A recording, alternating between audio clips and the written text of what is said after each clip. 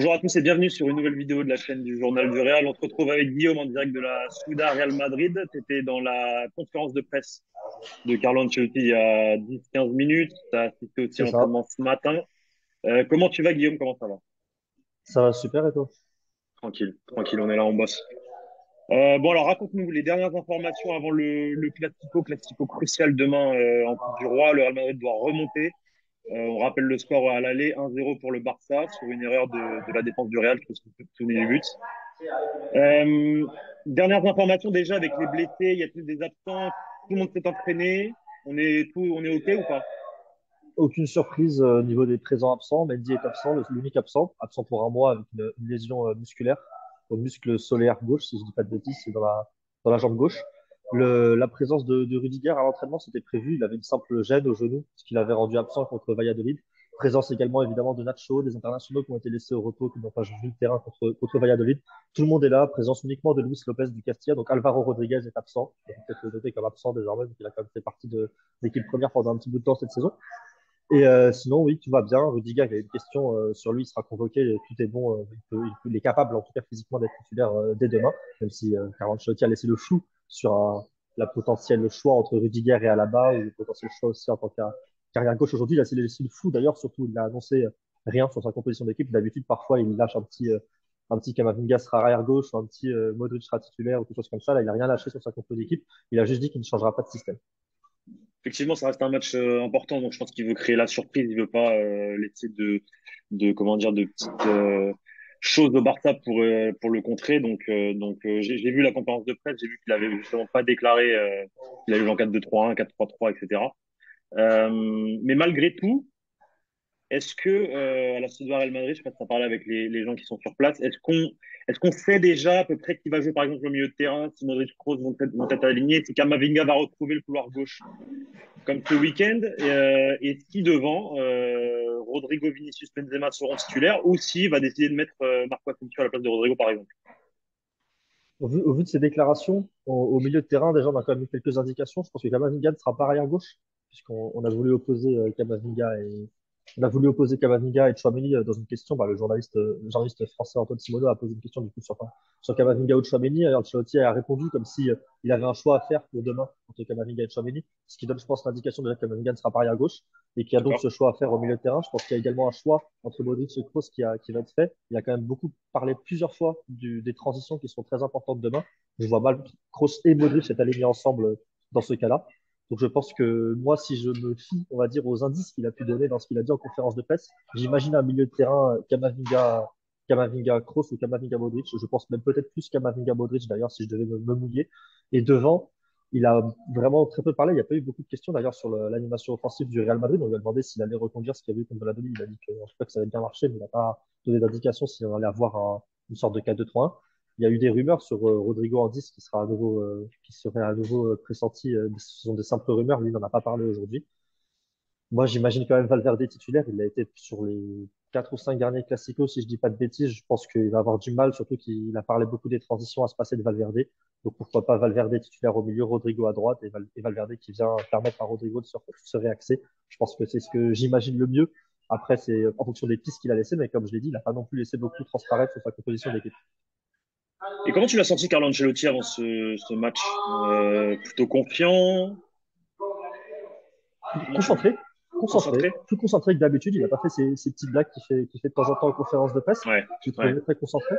On lui a posé une question sur Xavi Mhm. qui serait un caillou dans sa chaussure, puisqu'il a gagné les 3 derniers classicos. Effectivement, ouais, Il a c'est quand même vrai. rigolé à l'expression, mais il a dit que là, c'est à notre tour de gagner, surtout qu'il a quand même s'appuyer à un autre moment sur le contenu qui avait été quand même bon sur les derniers classiques, sur les 2 derniers classicos, malgré le résultat mauvais.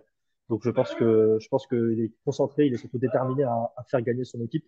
On sent quand même une certaine détermination. Ce match est très important, c'est le match le plus important. Je lui ai demandé si c'était plus important que le match en Ligue des Champions. Il a répondu que c'est un classico et que pour le Real Madrid, c'est toujours le match le plus important.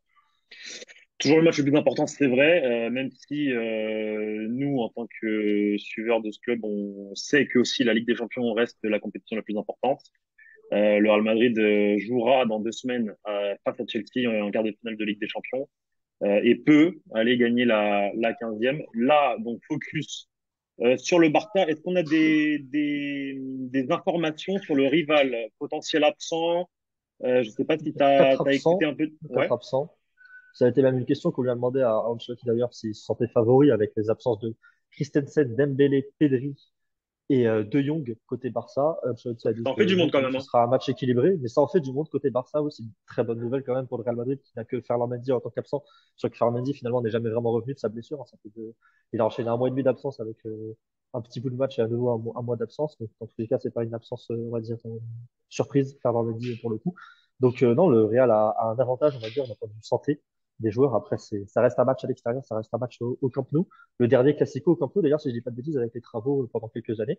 Donc ça reste un match clé pour les deux équipes qui veulent évidemment toutes les deux aller en finale. Je pense que le Barça a quand même un petit avantage psychologique avec ce qui s'est passé dans les trois Ouais, derniers Classico, plus le but forcément. d'avance. Hmm. Donc je pense qu'il va falloir vraiment que le Real attaque fort, que le Real marque vite, parce que il faut déstabiliser le Barça, parce que le Barça est en confiance face au ce Real Madrid là, sur les derniers matchs, sur les derniers résultats, avec l'avantage du score, le match à domicile. Donc il va falloir vraiment un Real offensif et pas un Real comme on l'a pu le voir en début de match, un peu poussif sur les débuts de rencontre dernièrement. Là, il va falloir que première minute, le Real Madrid jette ses forces dans la bataille et fasse douter le Barça, qui pour moi est l'équipe en confiance de cet affrontement.